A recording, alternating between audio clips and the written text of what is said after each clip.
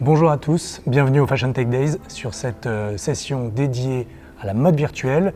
Alors avec moi aujourd'hui, on va aborder le sujet de la chaîne de valeur digitale au service des produits de mode. Donc je me présente, Adrien Delupaoli, je suis le fondateur et directeur général du groupe De Rigueur. Donc De Rigueur, en un petit mot, c'est une société, c'est un groupe qui est spécialisé dans l'innovation de produits au service des grandes marques de la mode et du luxe. Donc on travaille avec des marques comme Balenciaga, comme Lacoste, comme Fusalp, et on va les accompagner sur l'innovation produit sur trois entités, trois business units. L'une qui est dédiée Pointech, donc qui est dédiée à tout ce qui est innovation technologique, électronique embarquée, mécanique complexe. On a pu développer des vestes de ski chauffantes ou encore des sacs à dos solaires avec des systèmes de recharge de smartphones sans fil. Notre business unit Point Green qui est dédiée, elle, à tout ce qui est innovation durable, donc revalorisation des déchets de prod des marques ou bien création de nouvelles matières. Et aujourd'hui, j'ai le plaisir de vous présenter notre troisième business unit, donc Point Smart, qui, elle, est dédiée aux services digitaux et aux produits digitaux autour du produit de mode. Donc, petit point sur le contexte, simplement comme rappel, la pandémie est passée, tout le monde s'en rappelle, on est encore dedans. Confinement et couvre-feu ont eu un impact énorme sur le développement des mondes digitaux, en particulier du gaming. On parle aujourd'hui d'à peu près 3 milliards de joueurs dans le monde, et le fait de passer beaucoup de temps à la maison a accéléré cette croissance des mondes digitaux. Un point qui est important à saisir, c'est que le monde digital par rapport au monde physique permet donc à la nouvelle génération, donc Gen Z, Gen X, Gen Y, Millennials, d'avoir différentes personnalités en fonction des jeux et des réseaux sociaux sur lesquels ils sont. Qu'on soit sur Instagram, sur TikTok ou dans des jeux comme Fortnite ou Roblox, on peut être la personne qu'on veut, acheter des skins pour ses joueurs, se rendre plus beau, plus grand, plus fort, plus sexy avec des armes de calibre toujours plus grosses. Et donc ça, cet élément est important dans l'accélération de la mise en place de ces mondes digitaux. Depuis 2017, on a aussi l'explosion du Bitcoin et des différentes monnaies virtuelles qui sont mises en place et des gens qui sont enrichis. Et tous ces éléments ont fait prendre conscience aux grandes marques, en tout cas à toutes les marques, qu'il y avait du monde dans ces mondes digitaux, du monde dans ces mondes. 3 milliards de personnes, je ne parle pas non plus des personnes qui sont sur les réseaux sociaux, donc c'est un monde dans lequel, finalement, il y a une clientèle potentielle à adresser et donc un univers dans lequel communiquer. C'est un univers qui est devenu donc beaucoup plus sexy pour communiquer sur les marques, leur savoir-faire et leurs propositions. Et une étude récente de Business of Fashion nous rappelle ceci, c'est que, donc là, celle-ci, celle que je vous présente, c'est que dans la population américaine, ici on se focalise sur les États-Unis, le nombre de personnes intéressées pour acheter des assets digitaux. Donc je précise assets digitaux, ça va être des skins pour des jeux vidéo, des filtres de réalité virtuelle, ça va être des avatars, ça va être des NFT. Donc tous ces objets digitaux, ces digital assets dont on va parler un peu plus tard. Donc on est sur une population qui s'intéresse et qui se pose la question d'en acheter dans les 12 mois qui viennent. On voit à peu près une 50% du côté du panel large, et plus on va sur un panel on va dire high net worth individuals, donc avec un patrimoine de plus d'1 million de dollars, on augmente ce pourcentage autour de 70% de personnes qui sont intéressées par acheter des assets digitaux. Et quand on se concentre sur un panel plus petit, qui est celui des communautés déjà très sensibles aux assets digitaux, notamment les communautés de DressX ou de The Fabricant, là ici on explose avec quasiment 80% de personnes qui sont intéressées par acheter ces assets en ligne. Donc, est-ce qu'il y a un potentiel pour les marques? C'est ce qu'on va voir sur la présentation et sur la suite de la présentation. Petit rappel aussi sur qu'est-ce qu'une chaîne de valeur pour un produit physique, un produit normal. Un produit physique qui commence par la direction artistique, par une idée créative, par son design, après du sourcing de matière, du développement de prototypes, de la production, de la distribution, la consommation, l'utilisation du produit en tant que tel, sa fin de vie, éventuellement recyclage, et toute la chaîne logistique qui va autour. Maintenant, la question, c'est de se dire comment le digital est venu impacter cette chaîne de valeur. Et donc, pour clarifier tout ça, ce que j'ai décidé de faire, c'est, au vu de l'expérience du marché, du secteur, et de tout ce que j'ai pu voir sur le secteur, j'ai décidé de séparer ça en deux grandes catégories. Une catégorie services digitaux, et là, on va pouvoir retrouver cette chaîne de vie du produit, cette chaîne de valeur du produit, avec une phase de conception, une phase de production, de distribution et d'expérience utilisateur. Et donc là, les services digitaux vont influer chacune de cette partie. La blockchain, derrière, les certificats digitaux ne sont là que pour certifier la bonne qualité des informations transmises et on peut les trouver à toutes les étapes. C'est pour ça que le mot blockchain, je le mets en transverse. Et de l'autre côté, vous allez voir que le NFT est le pendant produit du service blockchain. Et de l'autre côté, les assets digitaux dont on parlera après. À partir de maintenant, on va rentrer dans les services digitaux et puis on va essayer d'avoir des exemples. Moi, je suis monsieur exemple, j'adore donner des exemples. Et on va rentrer dans des exemples plus concrets pour comprendre à quoi ça sert, quels sont les services digitaux pour la conception, production, distribution, expérience utilisateur. Et n'hésitez pas, si vous avez des questions, à la fin, je pourrai y répondre. Rentrons d'abord dans les services digitaux au service de la conception. Donc là, je vous ai mis quelques exemples de marques, quelques exemples de sociétés qui proposent des services. Donc on a d'un côté tout ce qui est conception, patronage, on va dire dessin, prototypage, donc des solutions qui ont explosé ces derniers temps sur de la 2D. Alors avant on était sur du patronage papier, on est passé sur la digitalisation sur du patronage 2D, et on est passé ces derniers temps sur comment on transforme un patron 2D en un patron 3D avec des réalisations animées, du motion graphics, et qui a un rendu incroyable qu'on va pouvoir le voir après sur The Fabricant. Donc là, des solutions logicielles qu'on a pu trouver chez Clo3D, Browseware, Optitex, Lectra, qui a racheté Gerber Acumark. Je vous en donne quelques-unes, la liste n'est pas exhaustive, et qui va se combiner à d'autres logiciels qu'on appelle les logiciels PLM, donc Product Lifecycle Management ou Product Information Management, qui sont des logiciels qui vont permettre d'assurer la qualité de transfert des informations de la conception jusqu'à la phase de production. Donc là, encore, on retrouve Lectra, gros acteurs du secteur, DESL, Infor, Flex PLM. L'intérêt, donc si vous êtes une marque de mode et que vous m'écoutez, l'intérêt de ces logiciels, ils sont là surtout pour gagner du temps et pour gagner en coût. Réduire le nombre de prototypes et d'allers-retours entre votre usine et votre bureau de conception, et puis pour gagner du temps. C'est-à-dire que si votre usine est équipée avec ces technologies, ou en tout cas que vous les accompagnez sur cet équipement, derrière, entre le dessin et la réalisation des prototypes, vous gagnez des semaines. Et ça, aujourd'hui, c'est important pour cette efficience et cette réactivité de marché. On rentre dans la partie donc production. Forcément, après la conception, là, le lien est assez clair aussi. On retrouve Lectra, mais je vais vous donner quelques exemples.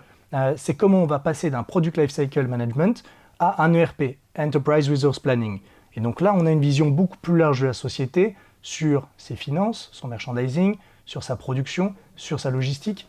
Et là, on a une quantité d'informations au niveau de la production qui sont énormément de data à gérer. On a des acteurs, notamment Tekin, qui est partenaire de Fashion Green Hub, qui a développé son propre logiciel SaaS pour de la production à la demande. De même, Lectra a proposé sa solution de production à la demande. Et enfin, Epson, de la production à la demande digitalisée pour de la sérigraphie, des solutions d'impression sur textile. Là, de la même façon, qu'est-ce qu'on fait? On ne réduit pas le coût, mais on accélère la rapidité de réponse au marché. On accélère la flexibilité, aussi les quantités de commandes qui vont pouvoir être modulées. Et ça peut carrément faire gagner en chiffre d'affaires pour les marques grâce à cette réactivité et à la proposition de quantités qui correspondent à la demande ou quasiment à la demande et d'éviter du surstock. Troisième étape, la distribution. Cette distribution s'est vue accélérer sur la phase B2B, c'est-à-dire jusqu'à présent, on allait sur des salons. Aujourd'hui, les salons se digitalisent et on a des acteurs qui ont pris énormément de place, des acteurs américains, des acteurs dans le développement durable. Je parle de plateformes qui vont mettre en relation des marques avec des boutiques qui n'ont plus la possibilité de se déplacer. En tout cas, là, sur les 2 dernières années, elles n'ont pas eu la possibilité de se déplacer. Ça fait que 6 mois ou quelques mois qu'on a relancé les salons et qu'on retourne dans des salons. Mais le fait de ne pas pouvoir se déplacer, ça a explosé. La fréquentation de ces plateformes comme Faire, qui est spécialisée dans les marques de développement durable, Jour, gros acteurs américains, Anchor Store, et notre petit Frenchie, qu'il faut soutenir, le New Black, qui est aussi cette plateforme de mise en relation entre des boutiques et de digitalisation de votre showroom, en fait, en quelque sorte. Et enfin, bien sûr, le e-commerce, mais ça, on n'en parle pas, c'est évident aujourd'hui. L'intérêt pour une marque, c'est d'accroître ses ventes, c'est d'accélérer aussi sa distribution. On va rentrer dans une phase qui est la dernière, donc qui est celle de l'expérience utilisateur, mais qu'on va pouvoir retrouver avant-vente, pendant la vente et après-vente, qui est une partie assez chargée. Ici, à gauche, vous voyez un visuel d'une réalisation de Skyboy pour Louboutin. Skyboy, qui est une société d'overlapping, de reality overlapping, et donc qui rentre ici dans la première partie de l'expérience utilisateur, qui est celle du XR. La XR, c'est le mélange entre la réalité augmentée, la réalité virtuelle, les casques, Oculus Rift, les manettes d'interaction virtuelle. Et donc, on a des exemples ici en réalité augmentée, en réalité virtuelle, que ce soit chez Louboutin, que ce soit chez Dior, Sephora, Balmain, Burberry, j'en passe. De plus en plus de marques se mettent à ce type d'expérience pour réenchanter le magasin, pour réenchanter l'expérience physique, ou encore pour réduire les taux de retour. On peut le retrouver dans du fitting, avec des solutions de chez Fittle, Fitizzi ou Nexer, qui vont soit se baser sur des algorithmes ou sur des cabines de scan directement en boutique. Autre exemple d'expérience utilisateur, les assistants virtuels. On en retrouve chez Stitch Fix, Trunk Club, donc ça va être des chatbots, ça va être des assistants, des personal shoppers en ligne, et le petit nouveau Anamod, petit français. Voilà, on essaie de tirer notre épingle du jeu aussi en France face aux gros acteurs américains de l'expérience utilisateur. Et enfin, tout ce qui est contenu marketing embarqué dans le produit, donc là ça va être des étiquettes intelligentes à travers lesquelles on va passer par des codes QR, des QR codes, du RFID, qui vont ouvrir des champs interactifs ou statiques d'information, marketing et d'interaction avec le client. L'intérêt ici, c'est pas de réduire les coûts ni d'accélérer la diffusion d'un produit, c'est plutôt d'augmenter la fidélité et l'engagement des clients. Voilà pour toute la partie servicielle, services digitaux. Maintenant, je vais rentrer dans la partie, on essaye toujours de structurer cette pensée entre services digitaux et produits digitaux, mais cette fois-ci, on n'est pas dans un suivi linéaire du cycle de vie du produit. Cette fois-ci, la division, elle va se faire plutôt par plateforme. Pourquoi par plateforme? Parce qu'en fait, sur chaque plateforme, il va y avoir des conceptions différentes, et la problématique qu'on a aujourd'hui, c'est qu'il n'y a pas d'interopérabilité entre les différentes plateformes. Si vous développez une skin pour Roblox, elle ne sera pas compatible avec Fortnite. Si vous faites des filtres sur Instagram, on ne pourra potentiellement pas les utiliser sur TikTok. Donc il y a une certaine règle et des certaines règles sur chaque plateforme. Qui dit règle, dit fichiers différents, dit codage différent. Donc des compétences aussi différentes en développement web, en développement de solutions. Ici, les 4 catégories que j'ai choisies sont les catégories du gaming, les catégories des réseaux sociaux, des communautés, et puis de la collection et du trading.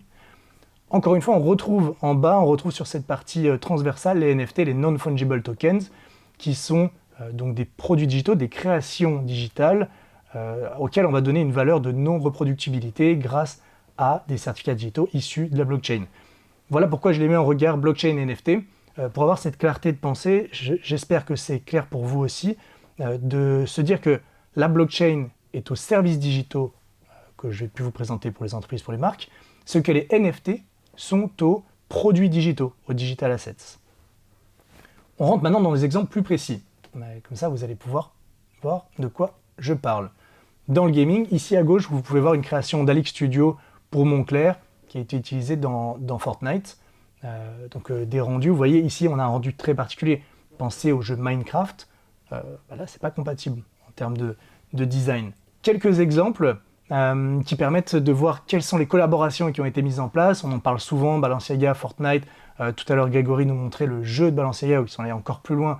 C'est vrai que c'est impressionnant, mais là il faut se rappeler qu'on est sur un objectif de communication, de marketing, d'engagement avec le client potentiel, et puis de s'intégrer dans les jeux qu'il aime, dans les jeux dans lesquels il s'épanouit, dans lesquels il passe du temps, pour lui montrer que la marque est cool sur tous les univers physiques, les univers digitaux. Donc ici, des collaborations Fortnite-Balenciaga, on a vu beaucoup de collections chez Animal Crossing, donc là, Valentino, Marc Jacobs, Fendi, et enfin le jeu Be-Bounce de Burberry, où on peut jouer avec des petits daims, super lookés. On peut jouer, on peut faire du surf, on peut faire plein d'autres choses. Et donc, comme je vous disais, l'objectif, c'est d'aller toucher ces gamers qui ont une vie dans la réalité et qui peuvent être intéressés par acheter les vêtements qu'ils ont pu voir, avec lesquels ils ont habillé leur avatar. Des différentes identités digitales, comment le physique peut essayer de transcender ça et de reprendre la main sur les identités digitales. On peut être qui on veut, très cyberpunk tout ça. On passe maintenant sur les produits digitaux, plutôt dans les réseaux sociaux. Donc là, vous les connaissez, c'est des filtres, mais certaines marques se sont amusées à vendre des filtres, comme Gucci sur la Virtual 25, ou encore à créer cet engagement, que ce soit chez Marine Serre ici, que vous pouvez voir à gauche, ou Louis Vuitton sur des collections de lunettes. L'objectif ici, encore une fois, c'est de créer de l'engagement. Et là, ce qui est assez incroyable, c'est de se dire que en créant ces filtres, en créant cette interaction sur les réseaux, c'est aussi une façon pour les marques de communiquer en passant par leur communauté. Et là, c'est génial parce que du coup, nous, utilisateurs, clients, consommateurs, on communique pour ces marques qui bénéficient d'une communication C2C quasiment gratuite. Et puis même se fait rémunérer dans le cas de Gucci. Engagement, awareness sont les raisons pour lesquelles les réseaux sociaux et les produits digitaux qu'on peut créer sont intéressants dans les réseaux sociaux. Troisième type, en tout cas troisième environnement dont je voulais vous parler, sont les communautés. Là, Teddy en a très bien parlé tout à l'heure, les métavers, on a des exemples comme Digital Village qui a été créé par une Finlandaise, NextDecade.io qui a été créé par un ancien de chez Louis Vuitton, Skinvaders qui a son stand là sur les Fashion Tech Days, et Meta, donc Facebook qui est devenu Meta. Et là, j'aimerais quand même faire un tout petit aparté sur Meta. Parce qu'il faut se dire que ce rebranding, comme le disait tout à l'heure Grégory, c'est pas quelque chose qui s'est fait du jour au lendemain. J'aimerais rappeler que Oculus Rift, c'est une société que Facebook a achetée il y a quasiment 10 ans, ou peut-être un peu plus. Et donc, il y a une stratégie secrète qui s'est mise en place depuis 10 ans, qui est celle d'emmener donc, le monde d'un univers réseaux sociaux, monde virtuel 2D, à un monde virtuel 3D. Et donc, on sent toute cette cohérence qu'il y avait dans la stratégie de Facebook, qui aujourd'hui se révèle au moment où on parle plus des mondes digitaux, et qui devient méta, avec tout cet environnement produit, donc réseaux sociaux, mais aussi Oculus Rift, et donc outils pour rejoindre ces mondes digitaux. Moi, ça me fait penser énormément à Ready Player One.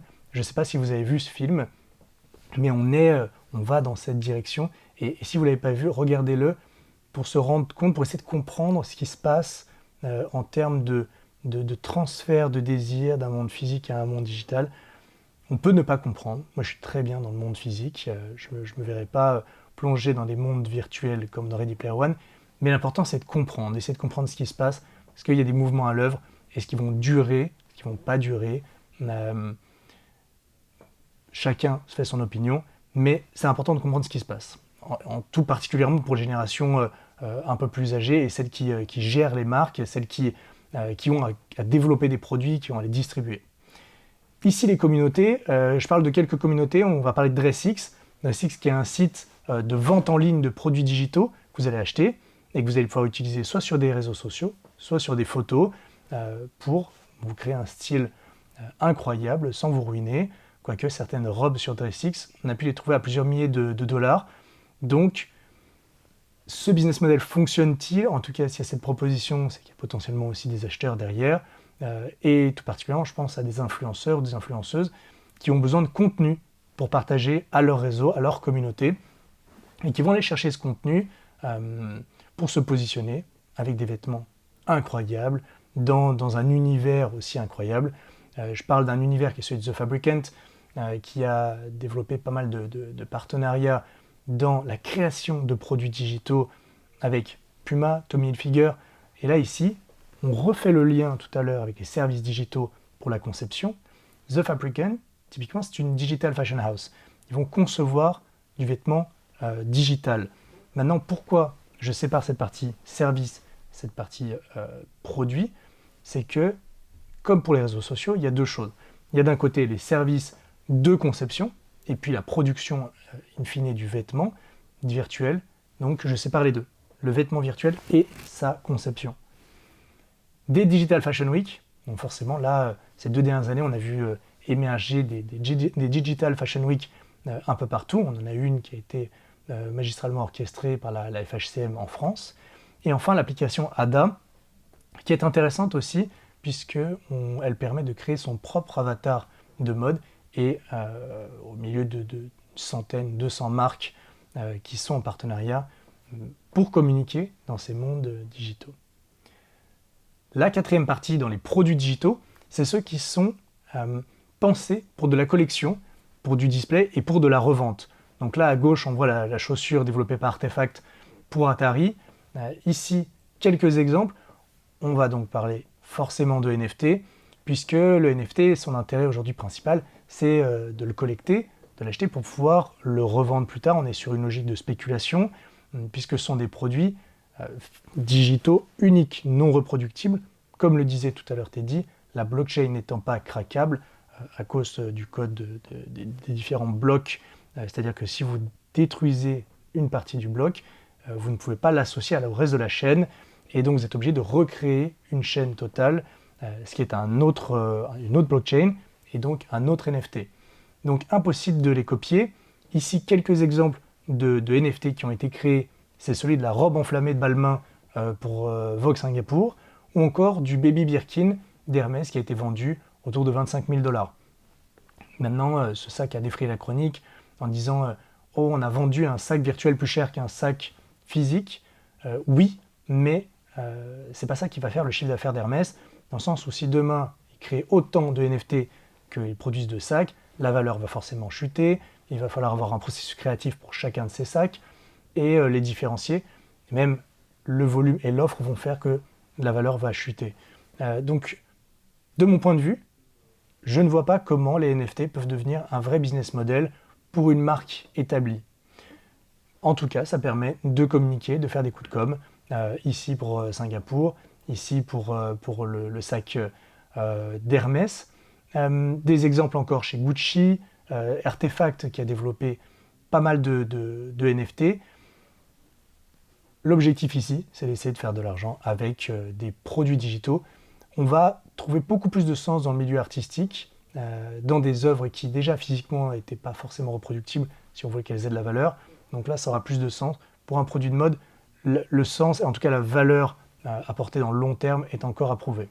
J'ai fait le tour de cette structuration de pensée pour la chaîne de valeur digitale au service des produits de mode. Donc, comme je le disais, services digitaux, produits digitaux, la chaîne de valeur.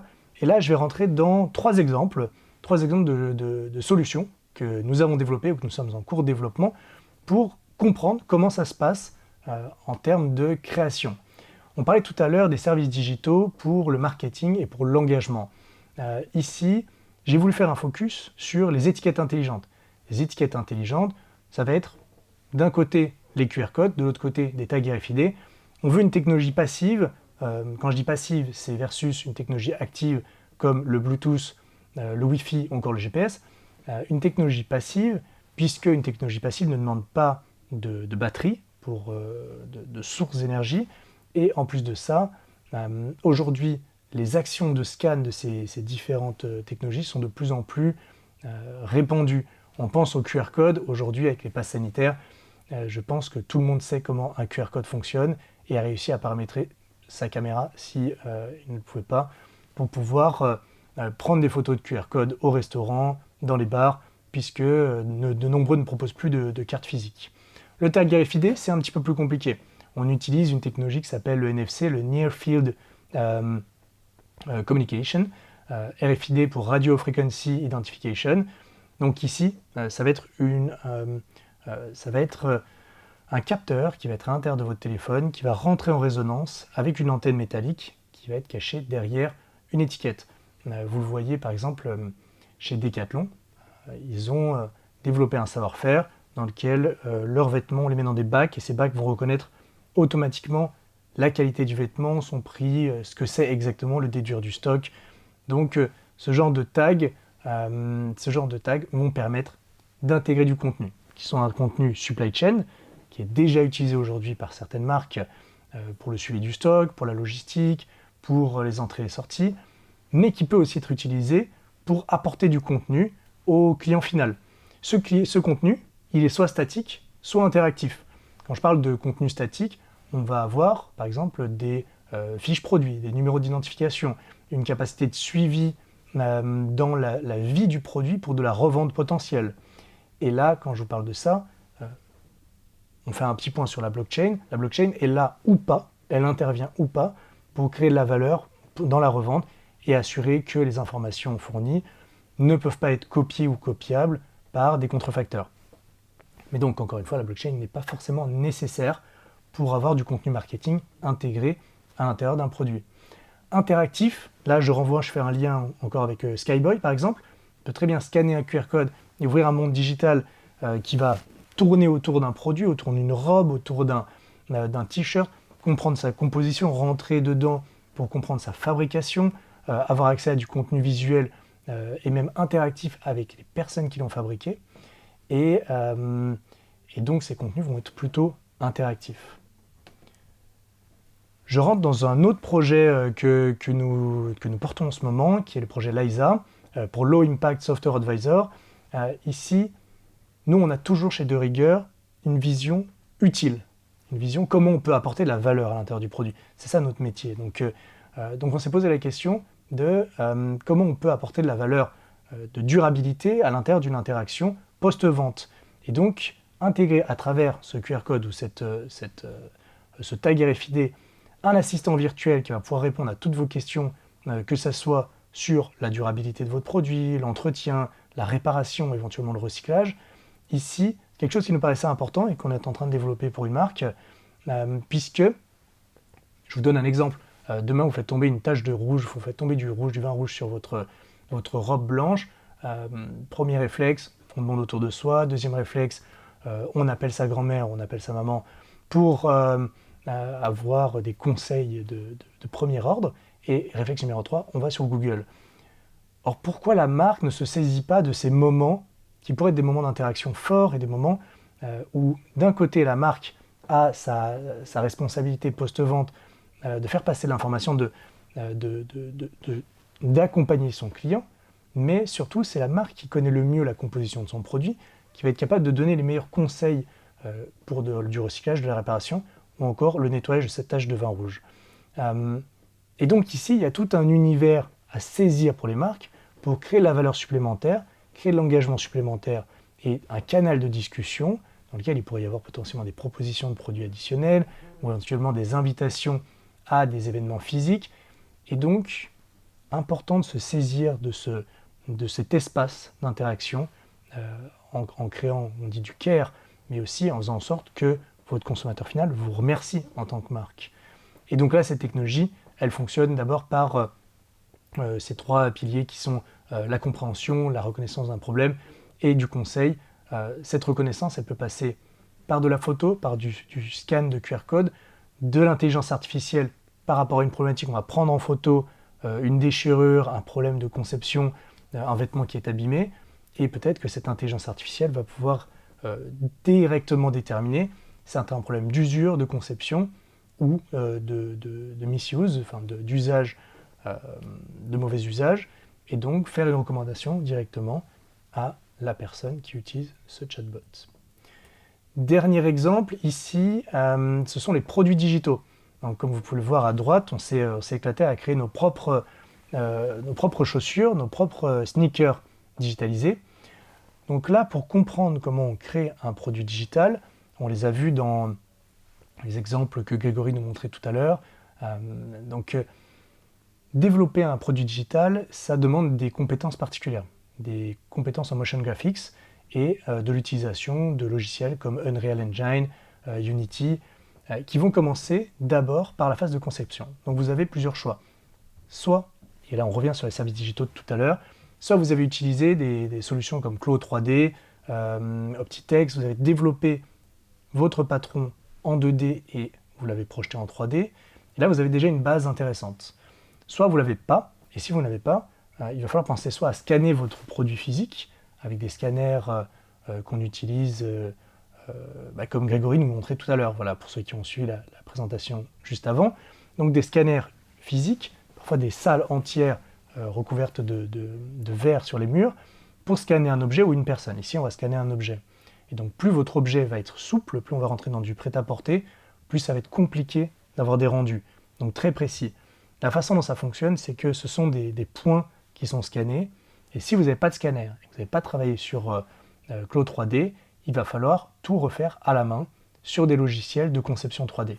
Et ces logiciels, donc la complexité qu'on a ici, c'est que plus votre produit va avoir de courbes, va avoir de formes, ici on voit sur la chaussure les lacets, les détails, voilà, tous les détails, les coutures par exemple, plus on va avoir de détails, plus il va falloir concevoir précisément.